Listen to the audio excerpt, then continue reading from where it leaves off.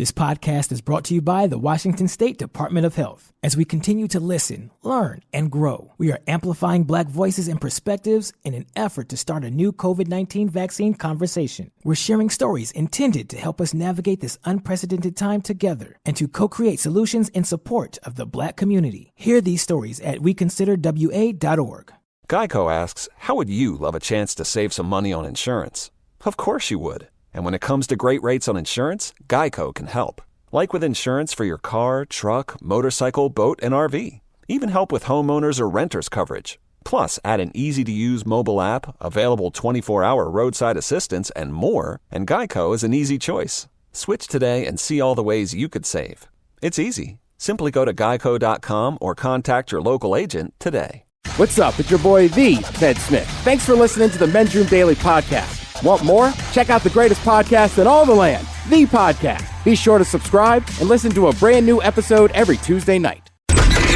We return to the Men's Room with Miles and Thrill. 99.9 KISW. Your guess is as good as mine. Coming up, our categories: the hottest cities in the United States and the vegetables that people are growing most these days. We'll play a little Your Guess is as good as mine right after our random question. 206-421-ROCK. We got a few comments here about opening bands. Memorable opening bands, for better or for worse.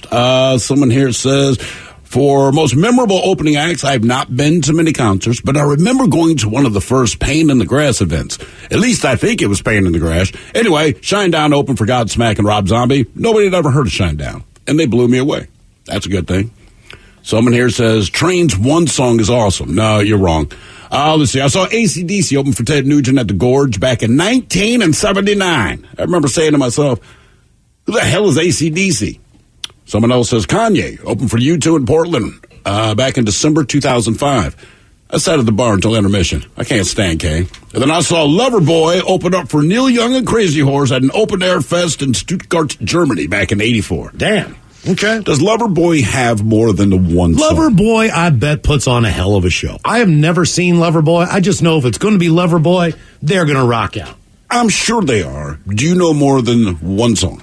I really don't. I know Working for the Weekend, Turn Me Loose.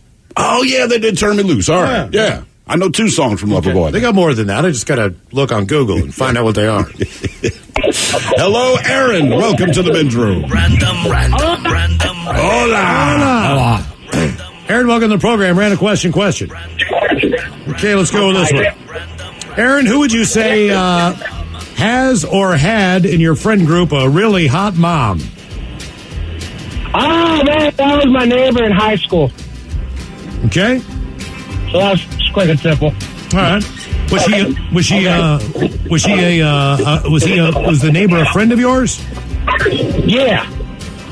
Did he know that you thought his mom was hot? He knew that I wanted to bang her mom, yeah. How old was she at the time? What, the mom or the friend? The mom.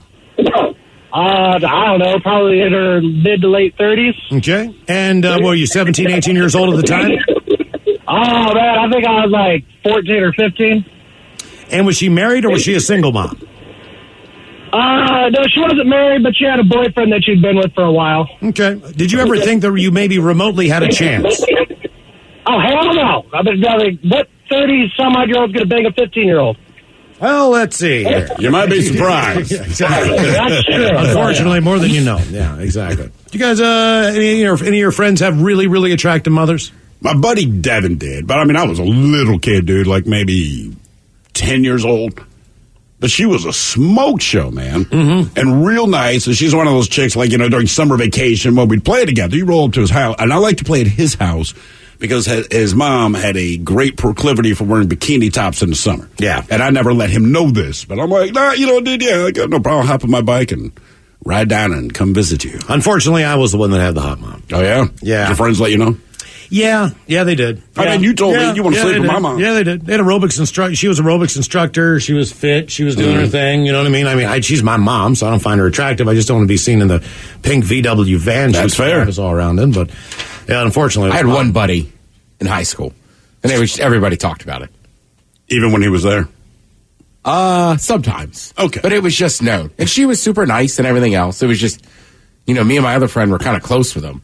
And he had like a famous story of like one night he saw her come out in like a robe or whatever. Right. It was just like I lucked out. I was going to the bathroom and ran into her. There she was. And we talked about it for years. Oh, yeah. Reason we asked who has or had a really hot mom, this is a bizarre story. A woman has shocked TikTok users by claiming that she lets her mother hang out and play with her husband.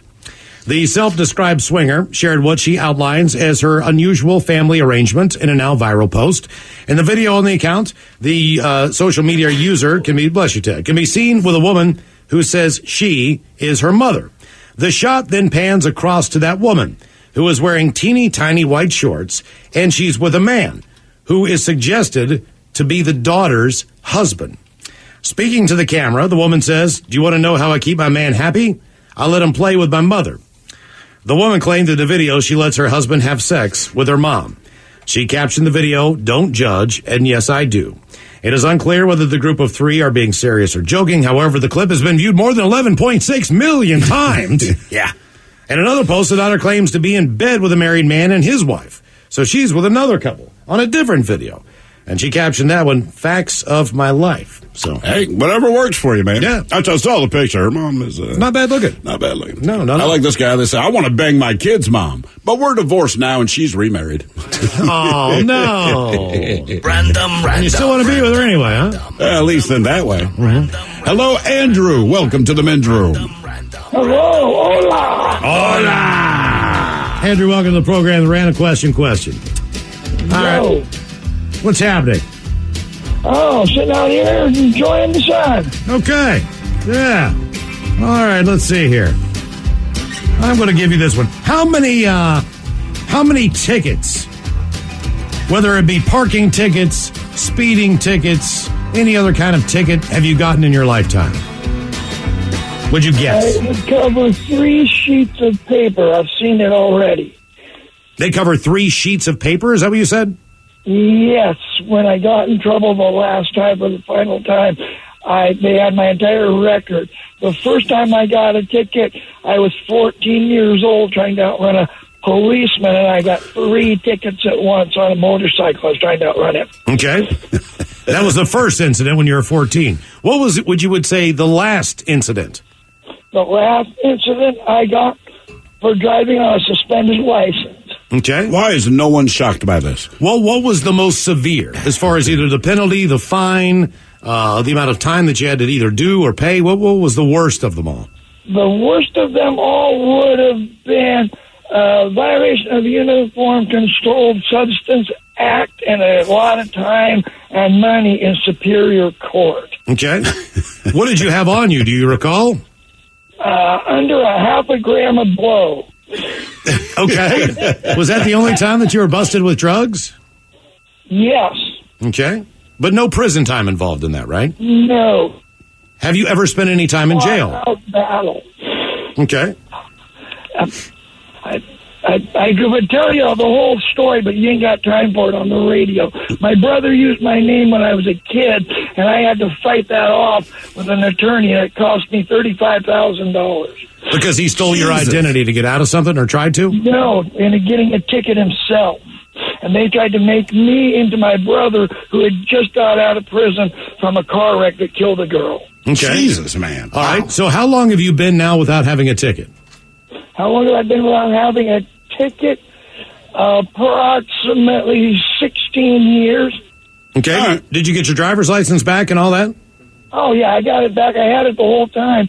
When I would go through that process, I took care of everything with the court. I just did all what the court said every time. Okay. And you're not driving on a suspended anything anymore, right? No. Okay. Yeah, that's I expensive. outgrew all of that at about 43, and I'll be 59 here in a little under a month. Okay. Oh, All right. I'll go to You guys' 43. old producer, man, Ben, that used to work for you guys? Yeah.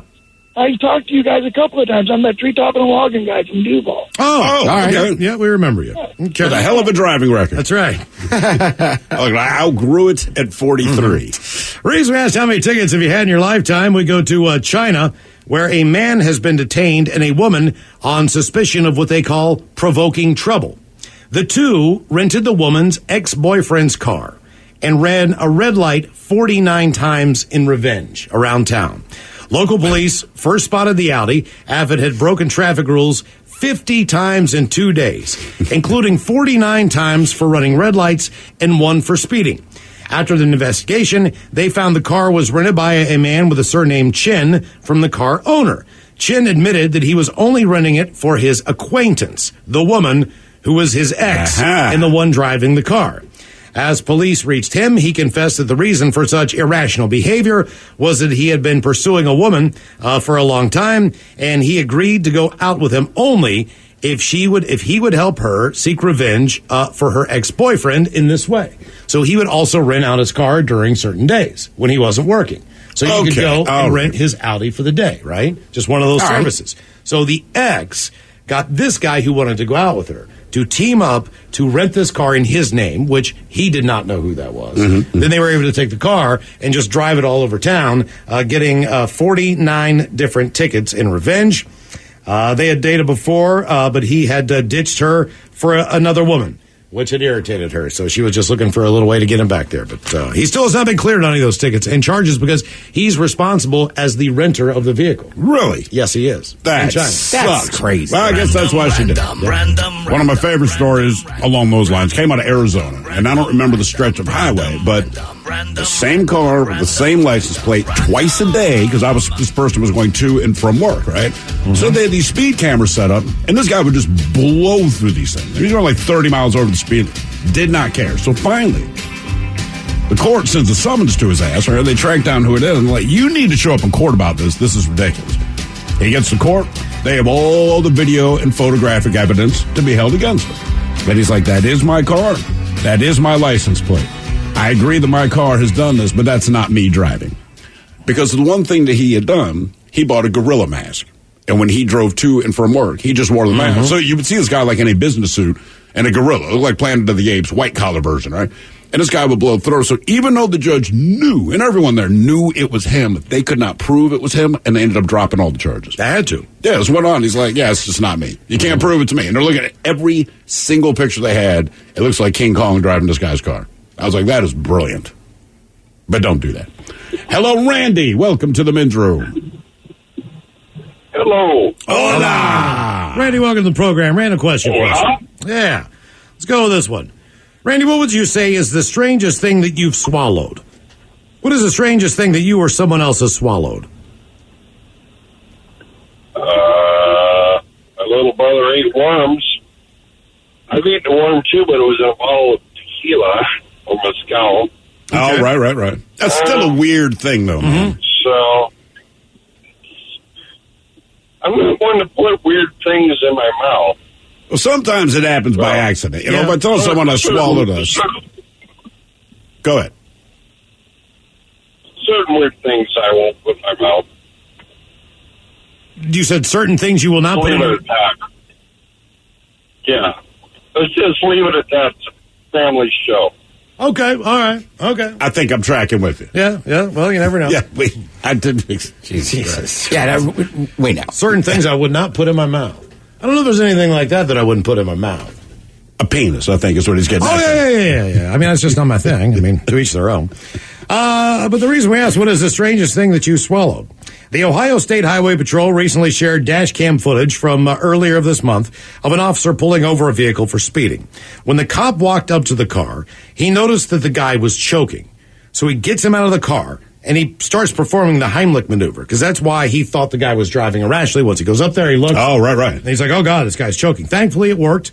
It turned out the guy, he tried to swallow a bag of marijuana when he got pulled over. The man was cited for speeding, failure to wear a seatbelt, and marijuana possession. Unclear what all that will cost him, but he should definitely tack on a beer for the cop, state trooper named Charles Hoskin, who actually ended up saving his life one way or another. And one more, just because. A Washington National away game in San Francisco could have ended in tragedy were it not for the starting pitcher's Dr. Dad, who was in the stands at the time. Dr. Willie Ross. He noticed a woman near him in the stands who appeared to be in distress when the Nationals played the Giants at Oracle Park. He's a pediatrician at Stanford Hospital.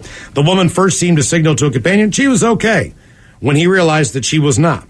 He approached her and did the Heimlich maneuver. Now, 2 pieces of large hot dog were dislodged. All right. However, the woman still seemed distressed. Dr. Ross was then able to, quote, dislodge a third piece of hot dog that he described as big as his thumb to his first knuckle. The victim, described as an embarrassed but thankful 53-year-old nurse, then appeared to recover. Per Sports Illustrated, the doctor shook hands with members of a cheering crowd. Meanwhile, if it seems like Ross kept a cool head, it may be because he's done this before, and not just in a hospital setting. San Francisco Chronicle baseball reporter Susan Slusser tweeted, following the incident, Ross had once saved a stroke victim at a California amateur league game as well, when he was watching his son play. So, yeah, good thing that guy was there. That woman needs to chew her damn food. You'd think at that age you'd know enough to chew hot dog. Yes, and you're a nurse. 3 large, because I'm saying, like, did you just bite into the hot dog and swallow? I'm guessing. Wait, how did you get 3 of them in there? Well, 3 large chunks of hot dog. He removed 2 and thought he got it all. Then he had to do a finger sweep, clean her mouth out. And there was another big one. He said it was bigger than his thumb. That's what I'm saying. I guess you're right. Did she just not chew it at all? Slow down. Yeah. Just slow down and enjoy the taste. Hello, Chris. Welcome to the men's room. Hola. All right, Chris. Welcome to the program and a random question. Okay, let's see here. Chris, what did you or have you used duct tape to fix something with? Duct tape is one of those things that can fix a ton of things. What have you duct taped back together before in your life? Actually, a couple weekends ago, me and some buddies were floating the river, and a friend of mine's raft, a big double raft, the seam blew out, and we fixed with duct tape. Okay, I made a raft as a kid with duct tape. That was one of the things like a big inner tube. We did it with milk, with gallon milk jugs. Oh, all right. And bleach jugs, and we made the base and we taped them together as like pylons. You know what I mean? Okay, all right. And then we took 2 pieces of plywood, which didn't end up being the best idea in the world because the plywood was pretty heavy. It was about a ½ inch. Wait a minute. Your duct tape raft, you're saying at some point you said maybe this isn't the best idea? Well, the milk carton raft was a good idea. It was all duct taped together. Like the whole entire perimeter was duct taped. The entire top was duct taped. And basically what we ended up getting was the equivalent of a yoga mat. So they were sleeping bag pads. And then we duct taped those to the edge of the top of the raft. That was not the most smart, thought-out plan, because when those things get wet, they are incredibly slippery. Yeah. So to push yourself up or to try to get on the raft after you fell off or whatever was difficult. But the raft, we used it for at least an entire summer. Really? Yeah, it was actually pretty cool. It was just like one of those things, like we had nothing to do. We collected a bunch of milk. You know, we had a plan. Sure. For the whole winter, everybody collected their milk cartons, bleach, anything that was with a screw-on cap, 3-liter bottles, 2-liter bottles. Back in the days of the 3-liter sodas. I mean, anything we thought could float, and we just kind of build them all into blocks. How many people could get on this raft at once without it sinking? Oh, those 5 of us that did the whole project. Damn. So we actually did the project as a school project because it was in the winter. Okay. So we had to come up and make a homemade something. Now, some people built all kinds of different things that were pretty cool, but we decided that we were going to build a raft and then float it on the lake. And it worked. That's all we needed to do. Yeah, it was pretty cool, though. And I also duct taped my muffler back together. I was going to say, in my family, we use duct tape for everything. If my Uncle Tim, it was like a joke. Like, if you saw his minivan without duct tape, it's like, what happened? Yeah. Like, what, did he actually take it to a shop? Nah. Well, the thing is, it's just this. Yeah, it looks ghetto, but let's face it. You go like, man, either I have to go somewhere to get this bumper reattached or duct tape. Right. And everybody gets it. Yeah. No judgment. No, not at all. Well, reason no judgment. You get but past we get that. it. Yeah. What did or have you used duct tape on? An apparently unhinged woman. She was duct taped to an airplane seat last week after she allegedly attacked the flight crew and tried to open the door of the aircraft mid-flight. They could not stop this woman. So the only thing they could do was put her in her chair and duct tape her to the seat. Yeah. Video posted showed the gray-haired woman with silver duct tape over her mouth and her arms and body seemingly taped to the seat. She could be heard screaming, you, as passengers exited American Airlines Flight 1774 past her. The 2-hour flight, by the way, she had been screaming for 90 straight minutes. Jesus God. The crew had to lock the bathrooms as she went in there and tore them up. She was grabbing bags from overhead bins and throwing them down. It was chaos. No one knew what was going on. Finally, the pilot spoke over the intercom asking people to stay in their seats and saying a bad situation is happening right now in the plane. They're probably like, no kidding. Yeah. Then we're gradually starting to hear more and more screaming. We're like, wait a minute, according to one passenger. Just as the plane was about to land, a flight attendant who sat near them explained a woman with an apparent mental issue had an outburst and had the urge to get off the plane, and she was trying to open the doors. I need to get off this plane. She went up to the exits and started banging on the door saying, you need to let me off of this plane. So they had no choice but to duct tape her to her seat. Did not know that they had duct tape. I think for such every an occasion, flight should have that. I'm telling you what, though, if you got in like in a plane and it was like duct tape somewhere, man, you'd be like, oh no, right. This is a plane, right? More of the random question on the way, 206-421-ROCK. This podcast is brought to you by the Washington State Department of Health. As we continue to listen, learn, and grow, we are amplifying Black voices and perspectives in an effort to start a new COVID-19 vaccine conversation. We're sharing stories intended to help us navigate this unprecedented time together and to co-create solutions in support of the Black community. Hear these stories at weconsiderwa.org. Geico asks, how would you love a chance to save some money on insurance? Of course you would. And when it comes to great rates on insurance, Geico can help. Like with insurance for your car, truck, motorcycle, boat, and RV. Even help with homeowners or renters coverage. Plus, add an easy-to-use mobile app, available 24-hour roadside assistance, and more, and Geico is an easy choice. Switch today and see all the ways you could save. It's easy. Simply go to geico.com or contact your local agent today. Start summer up by mixing things up with top paint and stain brands at Lowe's. Shop HGTV Home by Sherwin-Williams, Valspar, Cabot to find the perfect pop of color or classic shade you've been looking for. And don't forget to prep your deck for the season with reliable wood stain and sealer. Now's the perfect time to complete your paint or stain project. Lowe's, all things summer, all at the right price. 99.9 KISW. The men's room is in progress. Random question, 206-421-ROCK. Random. Hello, Justin. Welcome to the men's room. Hola, Sean. Hola. Justin, welcome to the program. Random question. All right, Justin. You've had a few pets in your day. What is the craziest thing that ever happened to one of your pets?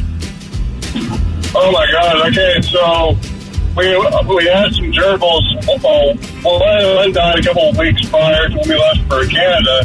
He was my grandparents. And then, so I wanted to make sure I kept the other gerbil nice and safe. So I gave it a lot of food, water. Came back, it got constipated, and kind of blew up. Oh, you mean like exploded, blew up? Like, it got bloated, and then, like, the side popped. Oh, no, just from eating itself to basically to death? Yeah, pretty much. How many other pets did you have after that? A couple cats, two Shelties. I got a cat in, I got a dog now, and, yeah, no more small rodents. Okay, all right, fair enough. I mean, but even if you did have a constipated gerbil, what's your next move, right? So it's not dead yet. You just, I mean, what do? You take Q-tip and dig in there or what? Well, let's see. You got a $10 gerbil or a $500 hospital bill for it, so weigh your options. Okay, all right. I never had really any, and what I mean, I don't mean a gerbil is an exotic pet, but I've never had anything that wasn't really like a cat or a dog or fish. No, my first pet that we ever got were birds, man. My mom worked in the fashion industry for a while, and one of the, she would do the windows, in the department store. So for whatever it was they were trying to display, one of the things in the display window, in addition to the fashion, was a cage full of birds. I don't understand how the fashion world works, but there they were. So they were there for like 3 months, right? They had to be fed and all that. So my mother's explaining that her big project is coming up. The big project is changing out the windows, but there are these birds. So my brother's like, well, what the hell are you going to do with the birds? So like, you guys want them? And we're like, yeah, kind of a mistake. So we ended up with birds, and they came. It was 2 chicks and 1 dude, right? And they all shared the cage together, and then my brother was cleaning the cage outside. The male bird flew away, but at the time we lived in the woods, so we knew that thing was not coming back. My parents didn't even try to soften it. Yeah. Maybe they'll fly back. My father's like, you seen all the hawks out there? Mm-hmm. I mean, yeah, right. Like, exactly. You're never going to see that bird again, man. Yeah, I'm with you, Miles. We had dogs. I guess my sister had a bird, but she killed it. What kind of bird? I forget what it was. Was it a finch? We had finches. Her birthday's in February. Yeah. So we were kids, and she left the window open, and she thought the bird was hot. The next morning, the bird was dead. I mean, it's February. Close to death. Oh, no way. God, yeah. All right. That poor dead. I mean, that poor bird didn't last a week. Jesus. Okay. Wow. Any little kid would make a mistake like that. But yeah, that poor bird froze to death in one night. Oh, Jesus. Okay. I had an Oscar. I shouldn't laugh. Oscar was a pretty big fish. You know what I mean? And I couldn't really find any companions for this fish because he would eat everything. Including his companions. Yeah, right? He ate a Picostomus, which is weird. You know what I mean? There's the sucker fish that clean the tank. I don't know the fish even mess normally with them. those are kind of left alone. Yeah, like I'm cleaning your tank for you. But it ate 3 Jack Dempseys that I tried to put in there, which were another similar type of fish. Anything that I tried to introduce to this fish, it would not fly. So I went to the pet store, told the guy, hey, you know what? I'm pretty sure that this guy is eating everything. He's like, that's not uncommon. But I do have a reasonable size Oscar if you want it, and they'll share a tank, and they'll be copacetic, and everything will be fine. So I was like, you know what?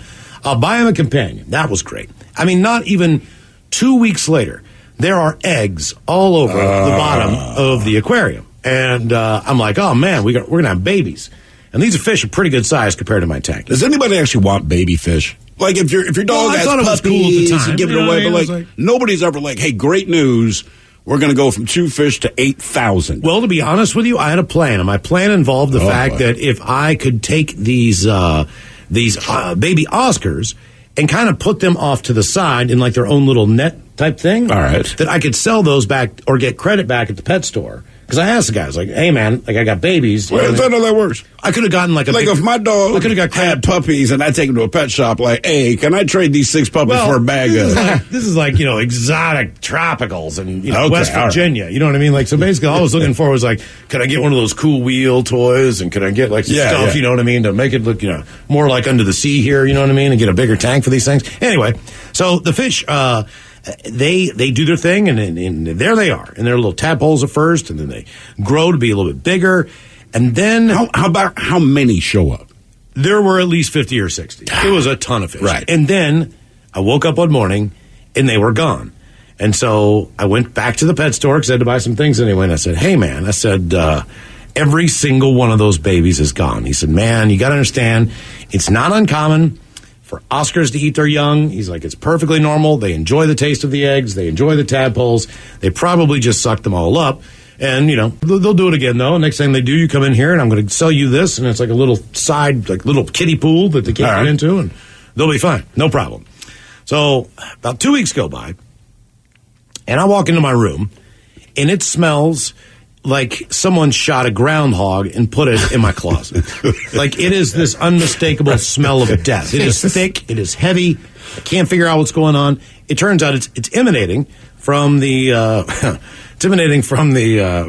aquarium. Now, a couple things that this house that I had, it basically just had a stand-up shower, this apartment. Mm-hmm. So there was no bathtub or anything like that. Okay, so I take the Oscars out, and I put them in the sink. And this is the first time ever I have actually physically clogged the sink with the drain thing. Sure. I get the water at a reasonable temperature. I grab the 2 Oscars. I throw them in the sink. Okay? Well, turns out the little rubber thing at the bottom wasn't holding. So as I go back to check on the Oscars, I hear them flopping. They're flopping in the sink. I realize all the water's drained out. Okay, crap. What do I got to do? Because I still need to change the water in this fish tank to get the smell out. So then I take the Oscars and I throw them in my toilet.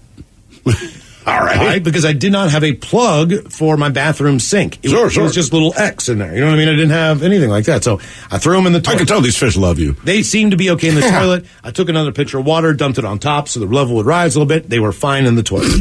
I go to clean out the fish tank, which I'm now dumping down the kitchen sink, which is even worse. because I should have dumped it down the toilet first.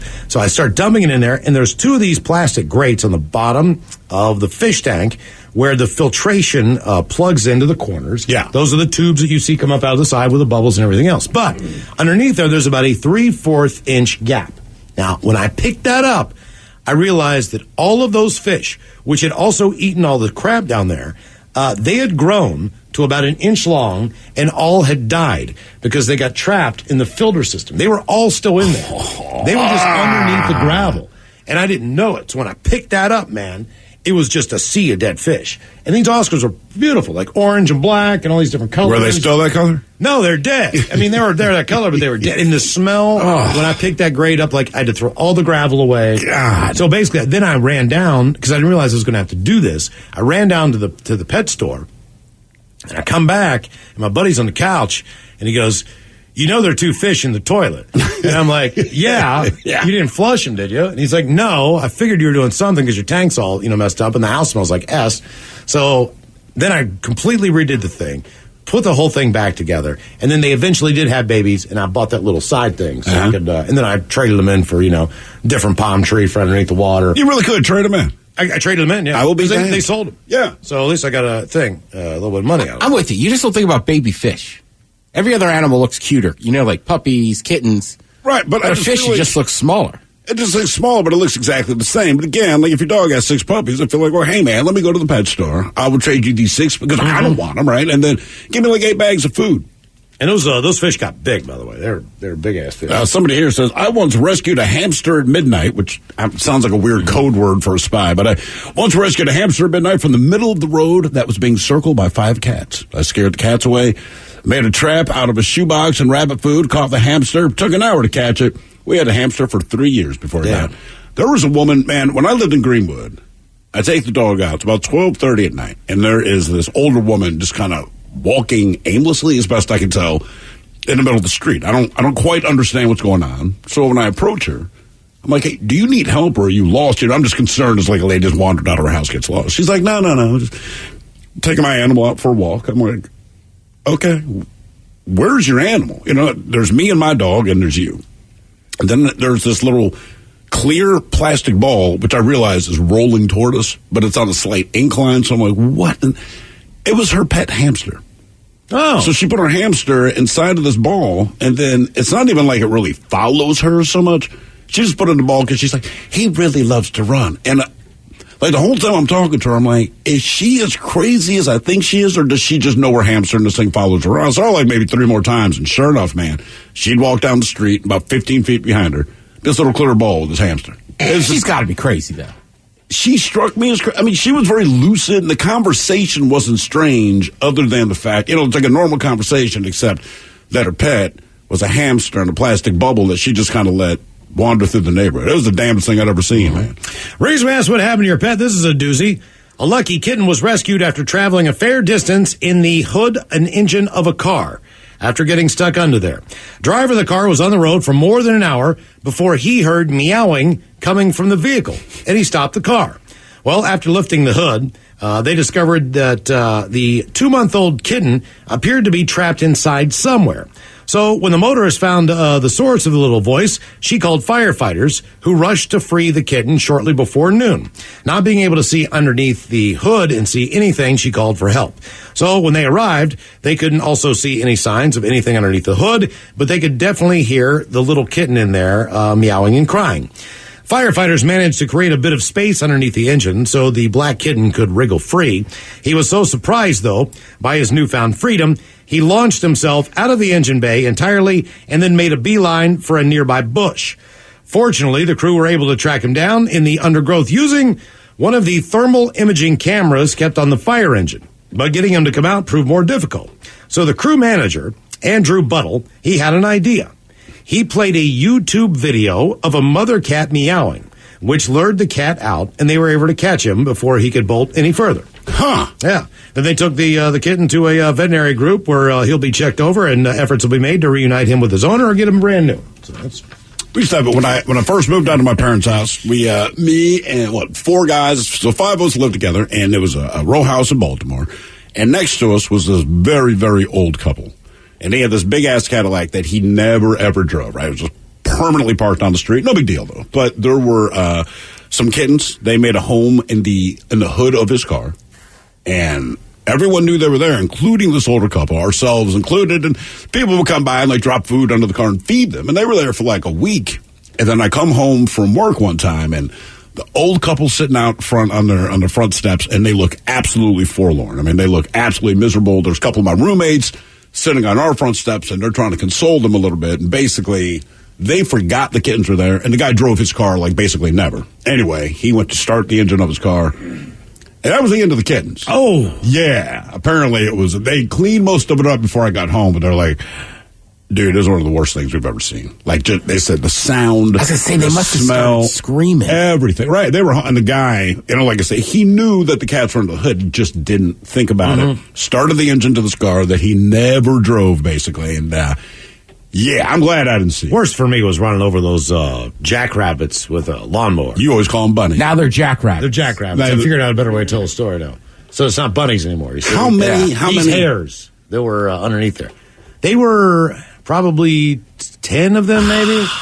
Until you have to remember, what I was basically doing was there was a lot attached to our yard. And this lot was never really taken care of. It was just kind of a field. Sure. But there's still a property line in the back. So this grass kept encroaching in our yard. And the more it did, the more it was more difficult to cut. So I would maybe not go like a foot close to it. Eventually, this became something where our yard had lost 5 feet. Right. of yard from the encroaching field, right? So my stepfather was like, you really need to cut this to the property line. The stakes are clear. You know where you need to cut to, so get in there. So the first thing I did was I got in there with a weed whacker and cut everything down to about a foot. Sure. All right? Well, when I cut everything down with a weed whacker, that kind of laid a layer of long grass over top of everything else. So I couldn't really see the bottom of the grass. So now the idea is I'm going to take the lawnmower and I'm going to push up the front wheels and I'm just going to start plopping it on top, before the engine comes. Yeah. It'll be like, then I just plop it on top to cut as much grass down as I could. What I didn't know was it was a bunny nest there. I mean, a jackrabbit nest. Yeah. Now it's bunny. Hair nest. Right, a hair nest. So then when I lowered it, I just heard this just awful sound. And it was like, dum, dum, dum, dum, dum, dum, dum. And I realized that Is this the sound of bunnies screaming or blades chopping through bone? I think the sound was the mom. Or both. I think it was the mom. Oh, God. Because they were like little pink guys. My babies! Because these were like pink. Did you get her, too, or just the babies? I got them all. With one just plop on top of the lawnmower. And I mean, the feeling of guilt that I had at that point in time, I was just like, it took me a minute to figure out what it was. I thought I'd run the lawnmower over one thing. Now, did you? And then that was Did it spray out of the side, or did you have a bag? It was a shoot off the side. Oh. And that's what I could tell, because I could see pink things, but they weren't all intact. Right. And then I saw the rabbit foot. And then I knew, but I saw that first. And I didn't realize that there were bunnies under there, too. And then I think I just broke down. I was like 8 or 9, and I just lost it. You know what I mean? We slaughtered a family of bunnies. This was too much for me. You should have felt bad. I did feel bad. I felt horrible. You should feel bad right now. I do. Well, not as much anymore. Not as, but it's still a little guilt, right? Yeah, and this was like a really good old Sears snapper lawnmower. So it was actually pretty powerful for a push. Powerful enough to take out a family of bunnies. It absolutely killed them. So, yeah. That's exactly Someone says Miles was splitting hairs. That was the worst I've ever felt for doing. It's bad enough that you got to cut grass. It's bad enough that you got to do all that. Oh, someone said, it's okay, Miles. I just shredded a tiny bird with my lawnmower just last week. Ooh. Actually, the worst I felt, man, this little bird ended up in my home, all right? This is years ago. I'm living in this apartment, and I don't know how it got in there, but I'm ironing a shirt. So something important had to be happening for me to iron. So I don't remember what the event was, but I thought I saw something out of the corner of my eye, right? And when I look down, there's nothing there. So I start ironing again. Then there's movement again, and I realized there's a baby bird somehow in my home, and it got behind my closet door. And it's hiding because I also had a cat. So I'm like, oh, you know what, man? I'm going to take care of this. I get it. You smell this cat. The cat obviously smells you. This has to be terrifying. So I'm going to be decent. And I pick this little baby bird up my hand. Cute little thing. It's on the palm of my hand. And the cat's tracking behind me. And I'm like, no, man, back off. Right. So I get to the back door and I go to toss this bird out. And I toss the bird out of my hand. And right when it starts to come back down, my cat leaps from my side and snatches this goddamn thing midair. It was awful, man. And it was like a cartoon. The cat, just lightning fast hits it, and just that single feather. I'm just like, oh my God, dude. I'm trying to do the right thing. The cat's like, cool. That's not the only thing I killed with a lawnmower. I killed a snake one day. Thought it sounded like a rope in there whipping. I think I just got a rope. You know what I mean? But he spun all the way around and twirled all the way around. But he was cut in half. But that doesn't mean the snake's not alive still. So when I tipped the lawnmower over after turn it off, he's just sitting there half of him hissing at me. And he's only 2 feet now, right? And that's the part that's hissing at me. But it's not connected to the rest of him. So I have to go, and the damn thing was 4 feet long. You know what I mean? I had 3/4 of the snake in my hand without a head, and that thing was still going moving nuts. You know what I'm saying? That's evil. And then the other guy by the time I turned around to go, he was gone. What? Oh, yeah, he was gone. The part that I cut the head off with the head part left. Yeah. Because trust me, I had to cut the rest of the grass at that point. I was still like, all right, man, where's this guy with the head? Jeez. God, that's awful. Your guess is as good as mine. Cut of the categories, hot cities, and vegetables right after emails on our random question. You are listening to The Men's Room. This podcast is brought to you by the Washington State Department of Health. As we continue to listen, learn, and grow, we are amplifying Black voices and perspectives in an effort to start a new COVID-19 vaccine conversation. We're sharing stories intended to help us navigate this unprecedented time together and to co-create solutions in support of the Black community. Hear these stories at weconsiderwa.org. Geico asks, how would you love a chance to save some money on insurance? Of course you would. And when it comes to great rates on insurance, Geico can help. Like with insurance for your car, truck, motorcycle, boat, and RV. Even help with homeowners or renters coverage. Plus, add an easy-to-use mobile app, available 24-hour roadside assistance, and more, and Geico is an easy choice. Switch today and see all the ways you could save. It's easy. Simply go to geico.com or contact your local agent today.